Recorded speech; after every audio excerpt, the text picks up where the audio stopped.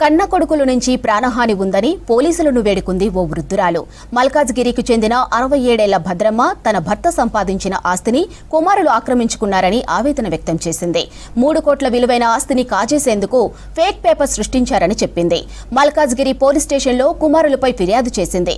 ఇక కూతురు చేరదీయకపోతే బిచ్చమెత్తుకొని బతకవలసిన పరిస్థితి వచ్చేదని కన్నీరు పెట్టుకుంది.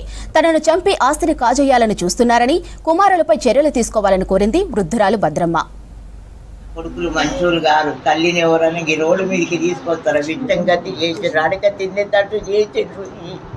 నేను ఎంత బాధపడుతుండో, మొగడు చచ్చిపోతే అందరూ అది ఉంటే తల్లిని చూస్తారు ఎవడే కానీ, మేము తల్లిని చూడమని నన్ను కోర్టుకి ఎక్కించిండ్రు.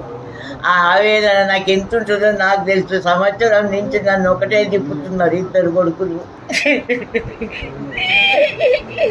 మాదే మా మగందే 2 లక్షల కిరాయిలు తింటున్నారు. నాకు ఇయ్యనంటే ఎట్లా సార్? నేను నా మగుడు సంపాదించిందే ఇవ్వమంటున్నా. నేను తిన్నాక ఇంకా వాళ్ళకి ఇవ్వాలి కానీ నేనే తినేది వాళ్ళకి ఎట్లా? 20 ఏళ్ళ సంది వాళ్ళే తింటున్నారు. నేను మొగుడికి వచ్చినాక కూడా 1 రూపాయి తినకుండా నేను సుఖపడొద్దా? ఇక అంతా మాకే కావాలంటే ఏడికెళ్ళి తెచ్చిస్తా సార్? నేను నన్ను ఎవరు చూస్తారు? నాకు చూడొద్దా? చూడండి కానీ అమ్మ ఆస్తి కావాలి. ఎట్లిస్తా అమ్మ ఆస్తి? చూడనట. చూస్తానంటే ఇచ్చిన సింగారం. చూడండి ఏమి ఇస్తా సార్? నేను కట్టించుకుంటే లేదు. ఇప్పుడు 3 ఏళ్ళతో నా బిడ్డ దాన్నే ఉంటుంది. నాకు పెద్ద ఆపరేషన్ అయింది. నాకు అన్ని రోగాలు ఉన్నాయి. నాకు ఖర్చులు కూడా బాగానే ఉన్నాయి. ఉన్నా కానీ అప్పు తెచ్చుకొని నా బిడ్డ తీసుకుంటుంది.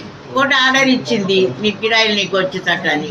ఇచ్చినాక కూడా ఇక పోలీసు వాళ్ళకి ఏం చేసేటో మాకు అది తెలియదు. ఇక మాకు వస్తలేరు, వాడిపోతే కిరాయిలు ఇస్తలేరు. నాకు ఆ న్యాయం చేయండి. మీరు నా కిరాయిలు వచ్చిన నా కొడుకుని నన్ను చూస్తలేరు, చేస్తలేరు. చూడనప్పుడు నేను ఎట్లా ఇస్తా సార్?